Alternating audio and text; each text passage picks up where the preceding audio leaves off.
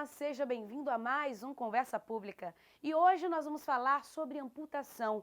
Segundo o último levantamento do IBGE de 2010, mais de 470 mil pessoas tiveram membros amputados no Brasil. O número chega a ser maior do que toda a população de Florianópolis, em Santa Catarina. Os maiores vilões disso são o diabetes, responsável por 70% dos casos, e acidentes de trânsito, com 20%. Nós entrevistamos a ortoprotesista e fisioterapeuta Fernanda Simões, que explica os riscos de índices tão altos de amputações no país. Quando se fala em amputação, geralmente as pessoas associam a acidentes, mas a gente sabe que, na verdade, a amputação ela pode ser gerada por várias outras patologias. Vamos falar um pouquinho sobre isso? Hoje em dia, a maior incidência de amputações são por causas vasculares. Essas causas podem ser decorrentes tanto da diabetes como alterações vasculares de grande calibre. O paciente com uma doença crônica, como diabetes, ele pode ter alterações vasculares de grande calibre que pode levar à amputação de membros, principalmente inferiores. Tá? Outras alterações também cardíacas, como tromboembolismo, pode levar à amputação desse paciente. Tá? Normalmente, hoje em dia, sabe-se que a doença não é a primeira causadora da amputação. A principal causadora é a falta da busca do cuidado imediato. Tá? Esse paciente, ele deixa prolongar essa causa, normalmente um pé diabético, não procura o cuidado no tempo adequado, e isso pode evoluir para uma amputação. Você falou sobre diabetes, doutora, e nós sabemos que 70% das amputações que ocorrem no Brasil são devidas ao diabetes, que é uma doença conhecida há tanto tempo. Mas por que as amputações têm aumentado de uns anos para cá? Aumentou, isso é real. O que tem acontecido é que o aumento da expectativa de vida da população brasileira tem ocorrido. Hoje em dia, gente, com o aumento da expectativa de vida, as doenças crônicas são uma realidade no nosso país. Então, a falta de prevenção também é uma realidade a essas doenças. É uma doença que tem que ser levada muito a sério, né, doutora? A gente acha que, tem diabetes, não tem problema, mas a gente vê que os dados mostram o contrário. O diabetes, como uma doença crônica, ele pode alterar vasos de pequenos calibres, como a função visual desse paciente, a função auditiva, a função renal, e pode levar também à alteração de grandes vasos. Essa alteração pode comprometer a revascularização de membros inferiores, principalmente, onde a dificuldade do retorno venoso é maior.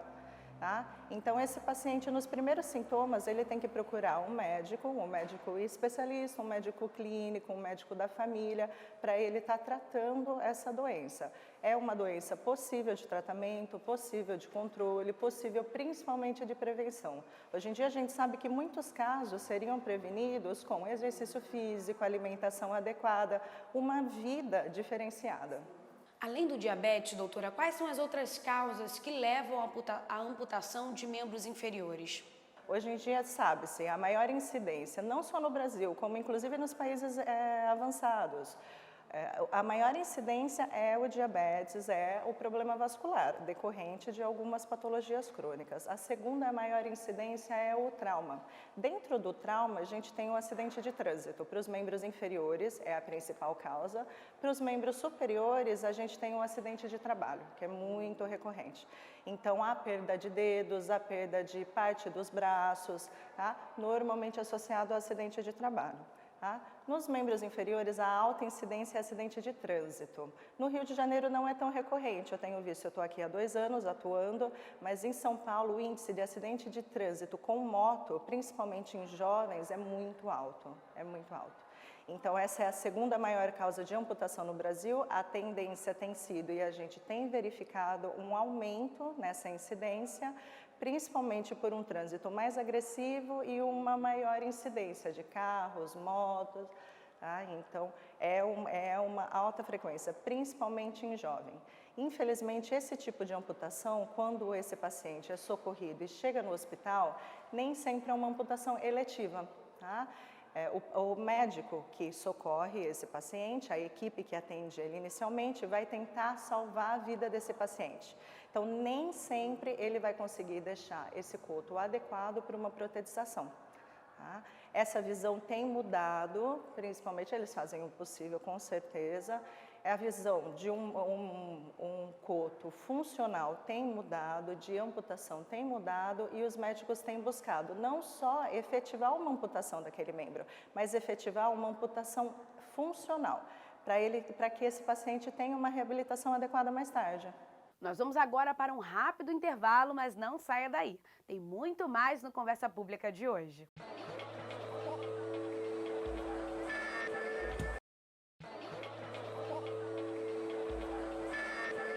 Estamos de volta com Conversa Pública e neste bloco vamos falar sobre o processo da colocação de próteses e como se dá a reabilitação e reinserção no mercado de trabalho dos amputados. Muita gente não consegue entender por que às vezes teve um problema no pé e teve que ter toda a perna amputada. Como é que se define a altura da amputação?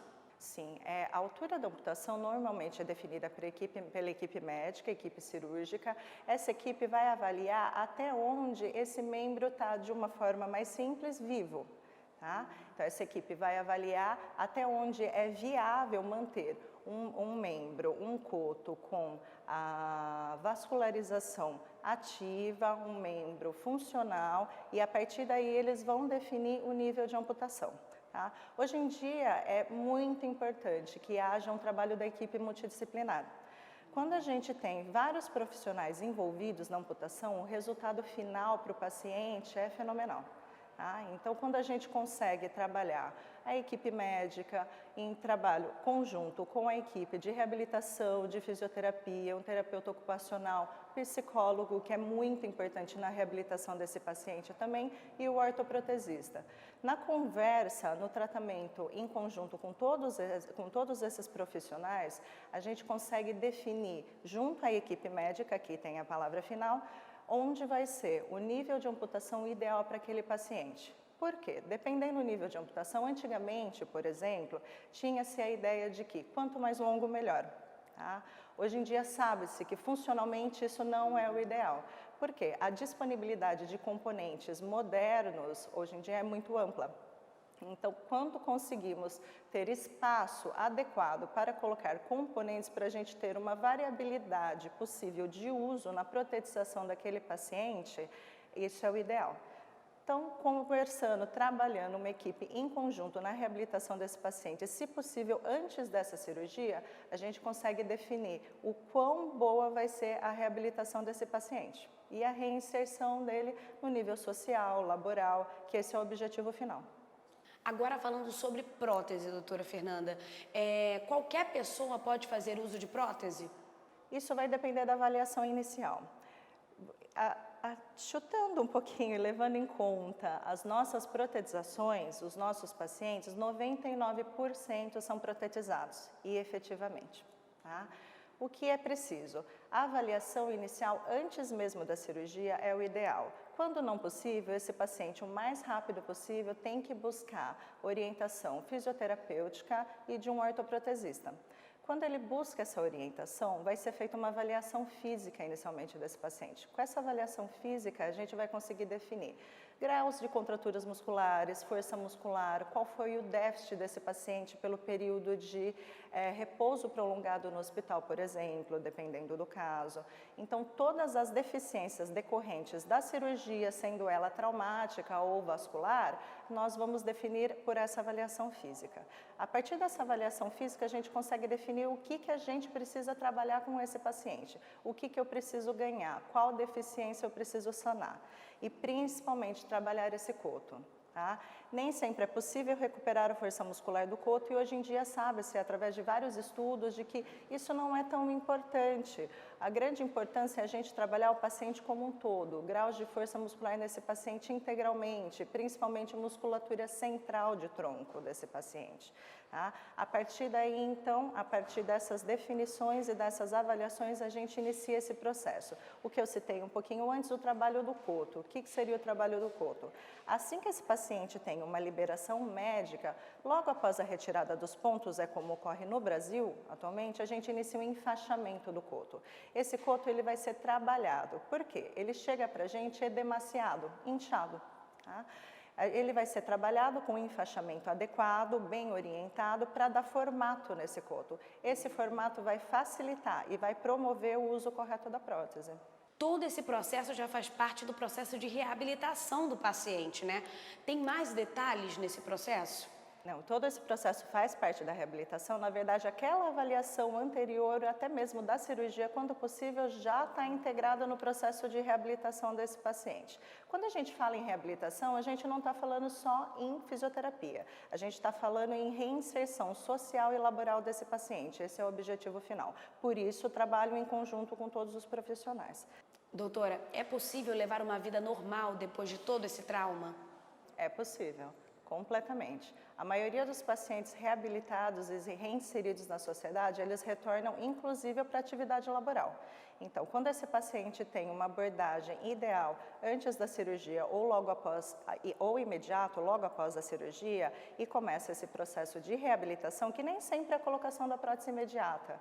Normalmente a gente começa a trabalhar esse paciente com os déficits de força musculares, equilíbrio, descarga de peso, prevenindo as dores que podem ser decorrentes da amputação, por exemplo, um membro fantasma, a dor fantasma, o membro fantasma nem sempre é doloroso, tá? Quando a gente trabalha esse paciente de forma adequada, com reinserção de toda a equipe de saúde no processo de reabilitação desse paciente, é totalmente possível, inclusive reinseri-lo na vida laboral.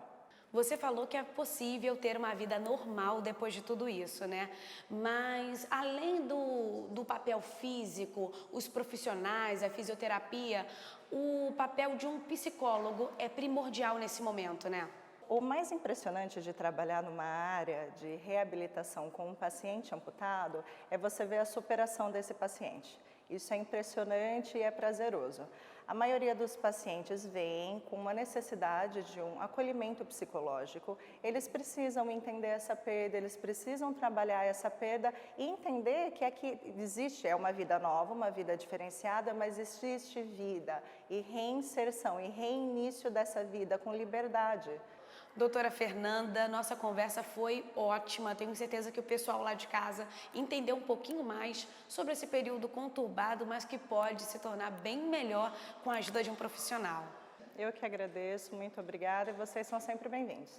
O Conversa Pública vai agora para um rápido intervalo e voltamos já já. Fique com a gente.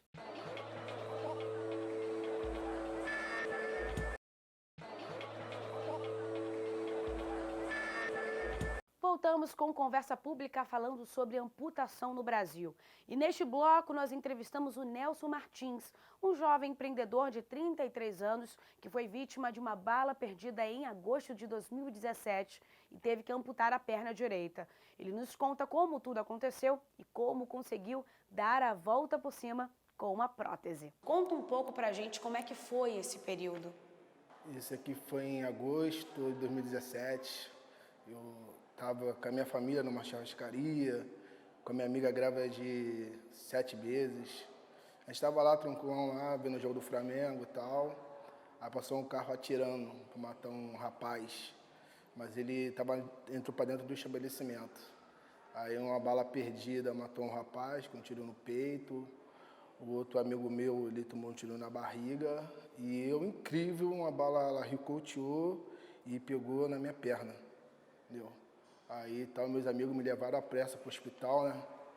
Eu fiquei internado no hospital, foi 1 mês e meio, entendeu? Mas o tiro que pegou na minha perna, pegou em cheio, porque ela não atravessou a minha perna, ela estourou na minha perna. Então a única opção que o médico tinha, ou amputava a minha perna ou morria, entendeu?